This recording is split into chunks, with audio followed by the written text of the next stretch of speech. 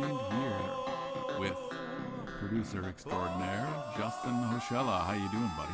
Hey, Rich. I'm doing well. Thank you for the kind words. Nice to be here with you. Awesome. So, what's going on? Any projects in the works over there? Just current projects progressing. That's always good when they're progressing. Sometimes they take a little bit of a hibernation. People have lives, so they go and do things, and then you have to wait for them to come back to the project. And so that's where we're at. Stuff's getting recorded, and these songs are getting wrapped up. Yeah. How about you? What's going on with you? You mean people have lives outside of music? They do. Yeah. It's becoming endemic. I wonder what that's all about. But anyways, yeah, things are going well here. I'm teaching a lot. Fall is here. Everyone is back from summer vacations and whatnot. The schedule is vibrant. A lot of projects coming with students. And also been doing a lot of my own recording lately, which is great. Cool. That's great. We need to talk about Instagram and that other X program that used to be called Twitter. We are on those platforms, ladies and gentlemen, boys and girls. Instagram, check us out, Face Your Ears podcast. You don't understand how much of a dramatically positive impact it would make on our lives if you commented and talked to us through social media. Just take that extra 3 seconds and type some words instead of just double tapping our pictures to like them. Our souls will sing with joy if you just tell us, hey, I like your podcast, or hi. Yes.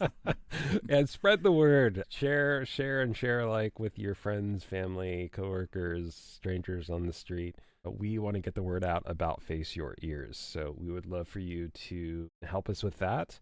So yeah, check us out on social media. Spread the word. Even if they're not into recording, maybe they'll get into recording. Maybe this podcast is going to push them over the edge. Be like, damn it, I'm going to start recording.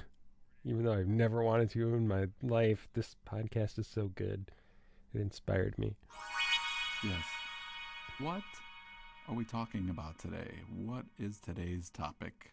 Today's topic is an important one for folks looking to record and produce their songs in a studio.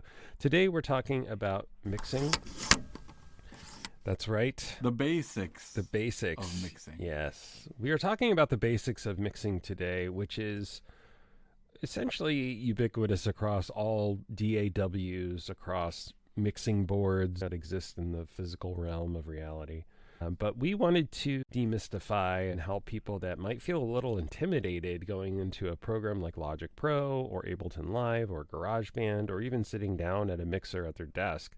We just wanted to go over some of the basic concepts to help people understand and feel a little bit more confident as they approach projects. Yes, and in particular, today we're going to be breaking down the basics of the channel strip. What is a channel strip? You can think of it like a track in a project. So each channel strip is dedicated to a particular sound within your project. So one channel strip might be dedicated to, say, the vocals. Another channel strip might be dedicated to the guitar, etc., etc. And with today's DAWs, you can have basically an infinite array or infinite amount of channel strips. In the physical world with a mixing board, you might have something like 8 channel strips or 16 channel strips. But each of those is dedicated to controlling, manipulating, shaping, if you will, a particular sound. So we're going to get into all the different elements within each channel strip, but that's a great place to start. Excellent. You know what? I'm going to go to the phones now, and we're going to take our first question here about channel strips from New Jersey. Go ahead, sir. How you doing? I got a question about what are inputs and outputs? Sir, thank you for calling in. I didn't know we had callers on this podcast, but this is a pleasant surprise. Input and output, that was the question, right? So we have to receive sound to mix it into our project. So the input is there to set where the audio is coming from. And so in modern DAW settings, cue the DAW, yeah. DAW, yeah. DAW, yeah. In modern DAW settings, the input points to, say, an audio interface, wherever you want to get the audio from. So that could be your audio interface. That could be the built-in input on your computer. Basically, you're telling your computer, listen here for audio. So that's where the audio is coming in. The output is telling the channel strip where to send that audio. For most applications, at least early on, if you're just getting started, the output is going to be sent to your main output, which, going to be tied to your speakers. It can get a little bit more complicated than that, but for our purposes today, we're just going to think of it in those terms, that the output is where the audio is going to get sent out to, generally speaking, our speakers or our monitors. Basically, when you look at the channel strip, you'll see sometimes in the DAW a little square that might say input. And oftentimes when you click on that, you'll be given multiple options. And then depending on what you're trying to record, you will pick the appropriate input for what you're trying to record. It might be a microphone, and then you have to pick the input that corresponds with the microphone. And then the output will be where you want to send that audio. So oftentimes when you're recording, you'll probably do stereo out or something like that. But sometimes you'll run into other situations where you'll have to route it somewhere else, depending on what you're doing. But for the basics, you would probably send it to stereo out.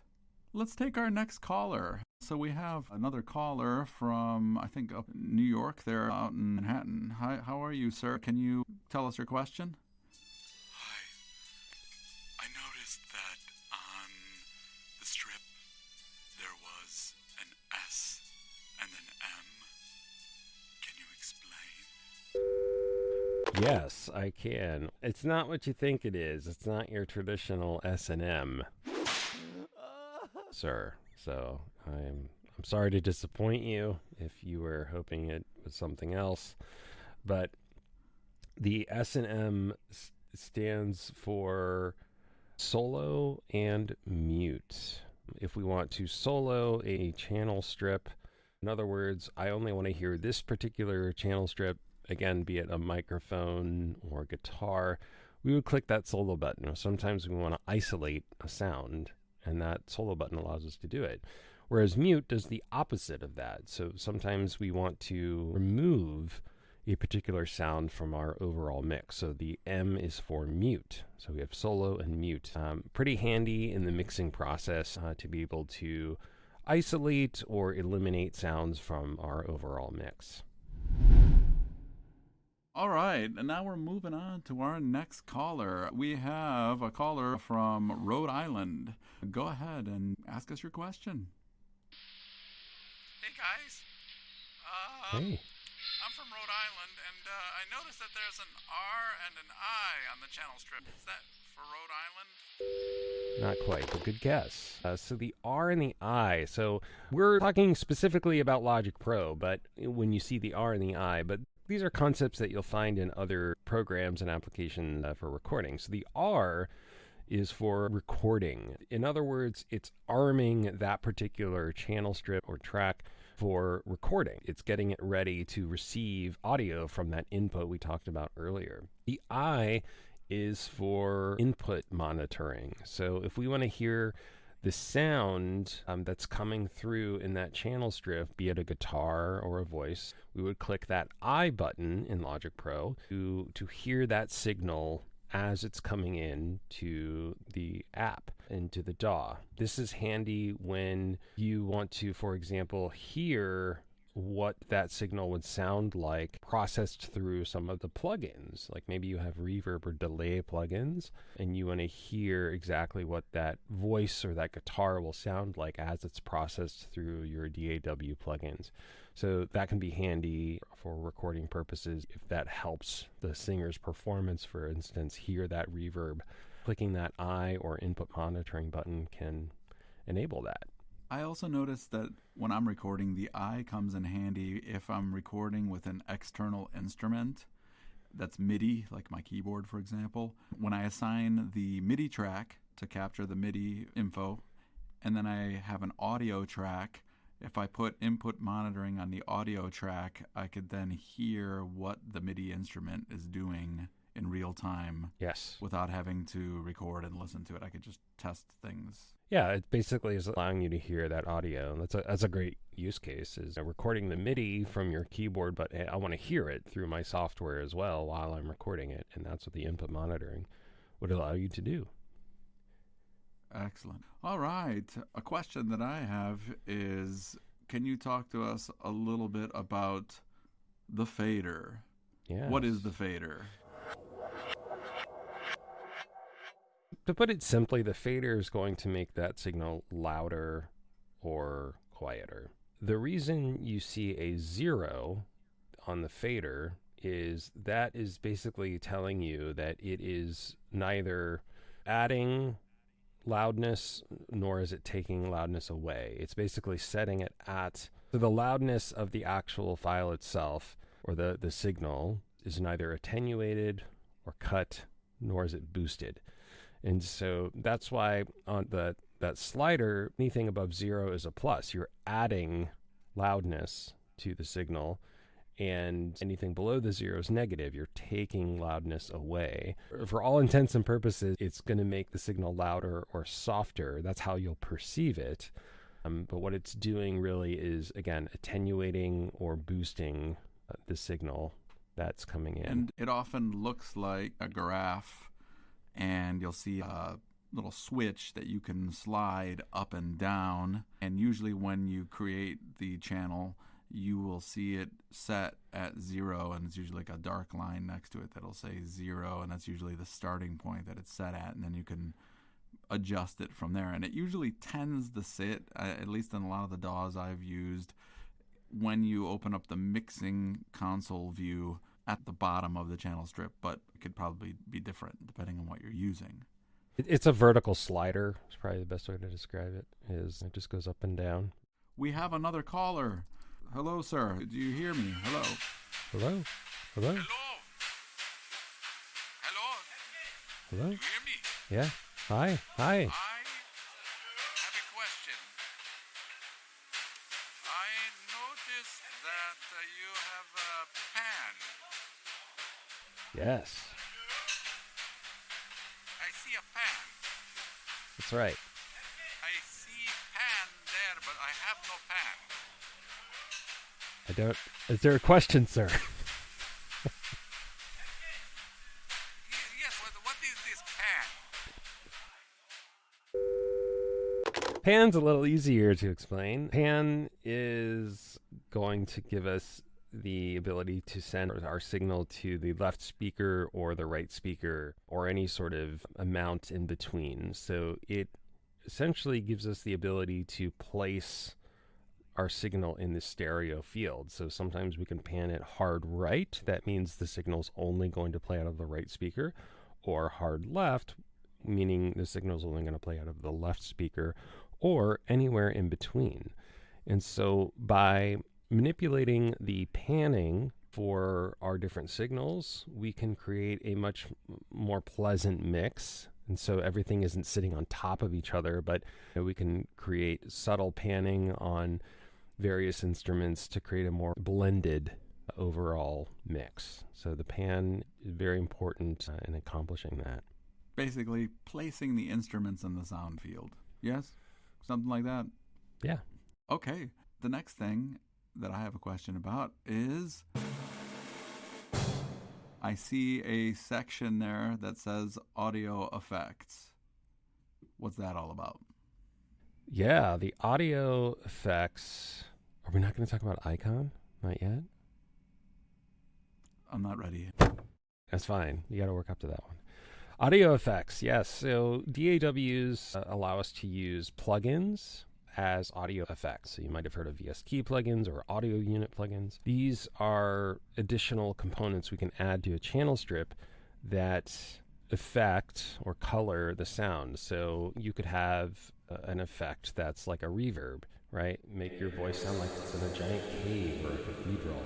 You could have other effects that are more about controlling the overall dynamics or loudness of a particular sound, i.e. a compressor or a limiter. So the effects allow us to get a little more surgical about how we color and shape the overall sound in a particular channel strip within our mix.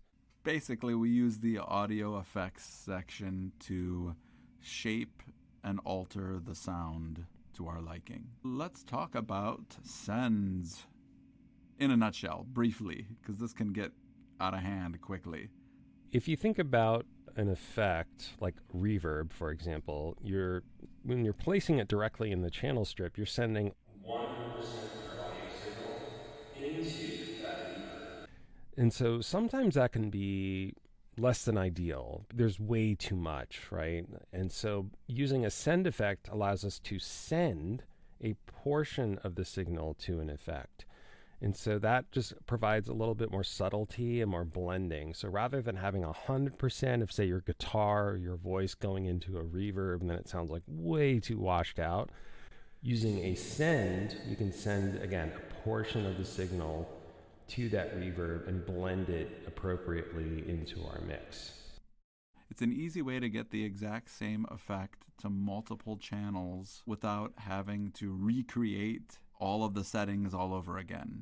Or you could send multiple instruments all to one place. Right. And in the realm of DAWs and computers, that can also help with your computer's CPU or central processing unit load. Loading up a reverb plugin 10 times can really drain your computer's performance. So a send effect, like Rich was saying, you can have one of them send 10 channel strips to that one reverb and get the equivalent effect and have that consistent sound across all of your different instruments and tracks, giving you a very cohesive feel to your mix.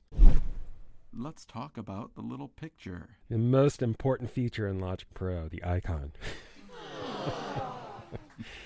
So this, I like to joke about this. I'm so militant about it. But when you start to get into mixes that have literally dozens of tracks, the icon can be very helpful.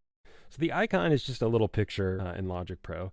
And other DAWs may have this, but it's definitely a feature in Logic Pro that's very helpful.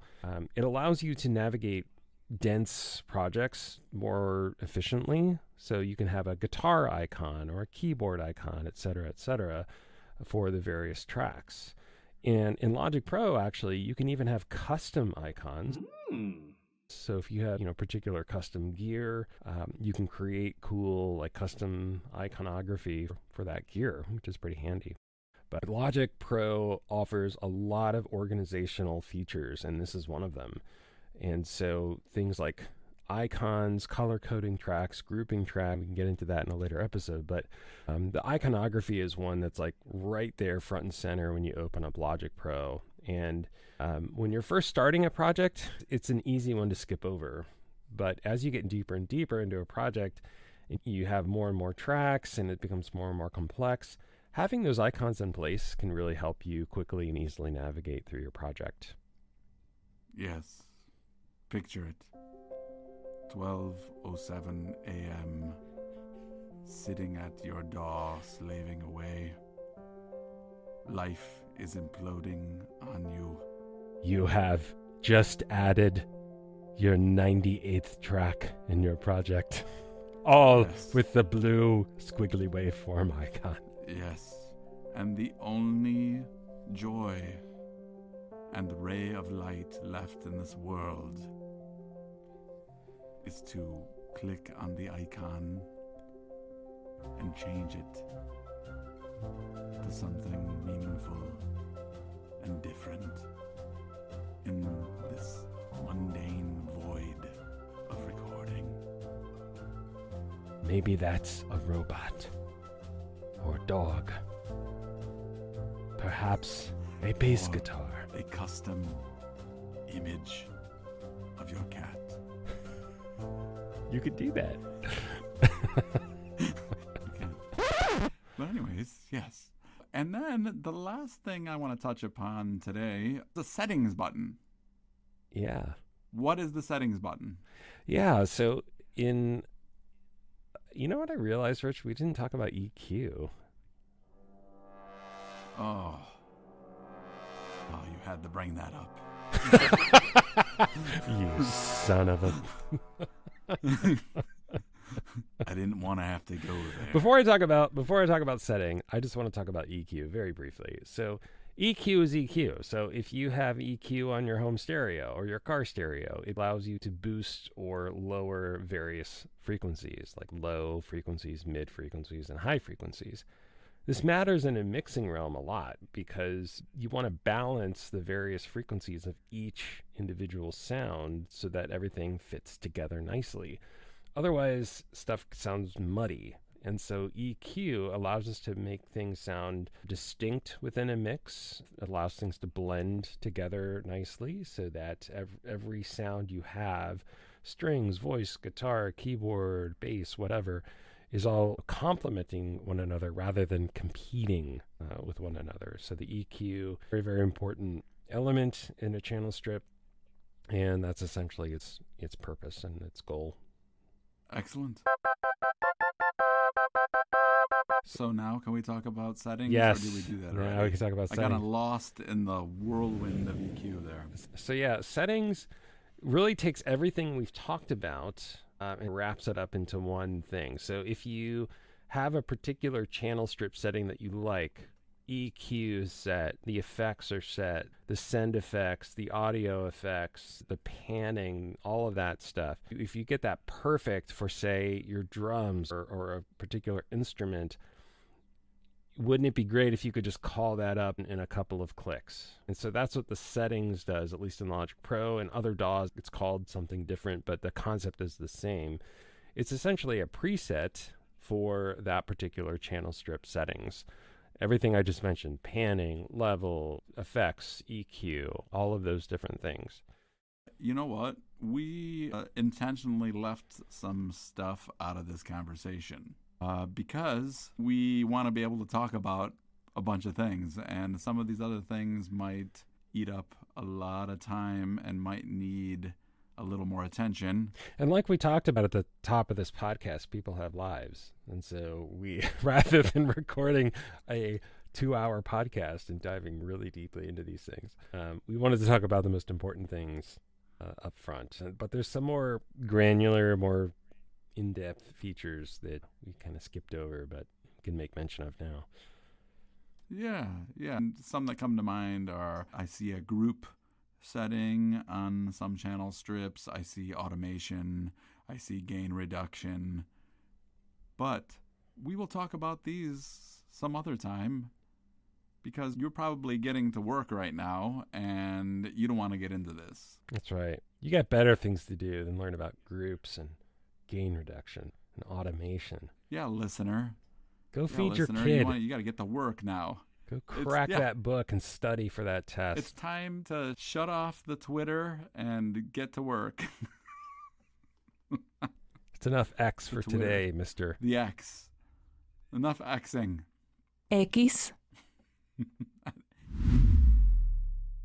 Anyways. Again, this episode really is for people that maybe are singers, songwriters, and they're just getting into this realm, and it can feel really intimidating if you know absolutely nothing about it. And so we wanted to lay out some of these basic concepts to help instill a sense of confidence and familiarity when you open up Logic, GarageBand, Ableton Live, etc., etc. To recap what we've talked about, so we talked about how this concept of channel strips exists. So you have each sound kind of belonging to its own channel strip where you can manipulate its overall sound. In that channel strip allows us to control where the audio is coming from and where that audio is going to, i.e. the input and output. We talked to an interesting gentleman about the meaning of S&M. In this context, it means solo and mute. So how to isolate or eliminate a sound from our mix using solo and mute. We also have the ability to arm a track for recording. That's what the R stands for, at least in Logic Pro. You'll see something similar in other applications. And I for input monitoring. So this allows you to hear that external sound, be it a keyboard or guitar, voice, etc. We talked about the fader. So in DAW programs, you have a vertical slider that moves up and down, allowing you to boost or attenuate, lower the loudness of a signal. Panning refers to moving the signal in the stereo field, left and right. Iconography we talked about and how vital that is to keeping a project organized, especially as it grows and grows in complexity. Effects, be it direct effects on the channel strip itself, color the sound, and then we talked about send effects, which allows us to send a portion of the audio signal to an effect, which is great for consistency's sake, to have a consistent reverb sound, for example, across your project, across different tracks. It also is more efficient for your computer to just have that one reverb plugin versus 10. And we talked about how all of these different settings you can put together into a preset, essentially. So in Logic Pro, there's a setting menu at the top of the channel strip that you'll find that allows you to tweak all of your different settings and be able to recall them easily later on in a different project. So there you go. That was mixing in a nutshell. So Excellent. It was great to dive into this with you, Rich. Excellent. Thank you so much. Yes, thank you for the conversation. It was great to have those callers. Keep that coming, and have a great day, my friend. You too. Thanks, everybody. We'll catch you on the next episode. Bye. Thank you for listening to the Face Your Ears podcast. If you found this episode entertaining and informative, be sure to share and leave a review. Also, check us out on social media and be sure to like, comment, and subscribe. For more information related to our podcast, head on over to www.faceyourears.com. Links can be found in the show description. And remember, whether you're a musician just starting out or a seasoned professional looking to talk shop, it's time to face your ears.